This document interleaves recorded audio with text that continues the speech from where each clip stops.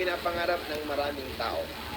Ngunit isang araw, siya po ay binisita habang siya ay nagsushooting, binisita po siya ni Billy Graham at ang kanyang sinabi ni ni Marilyn Monroe kay Billy Graham, I don't need your Jesus. Hindi ko kailangan ng Jesus mo. After one week, nasampungan na si Marilyn Monroe ay patay na sa kanyang higaan. Ito si Thomas Andrews, yun pong shipbuilder ng Titanic. Ang sabi niya, even God himself couldn't sink the ship.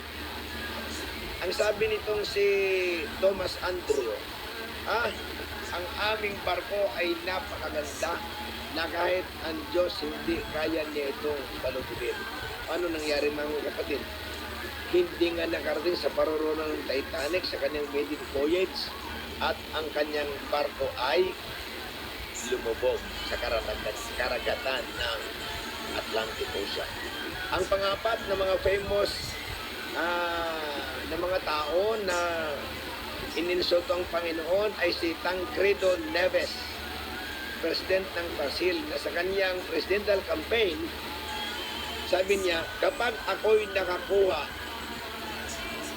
ng 500 boto mula sa kanyang partido, ay hindi siya mapapalis bilang presidente ng kahit sino, kahit na ang Panginoon. Abay, nangyari nga. Nakakuha siya ng more than 500,000 votes. Subalit ang nakalulungkot, isang araw bago siya manumpa bilang presidente ng Brazil, siya ay nagkasakit ng malubha na kanya namang kinamatay. Naging president-elect pero hindi siya nakapanumpa bilang totoong presidente ng Brazil.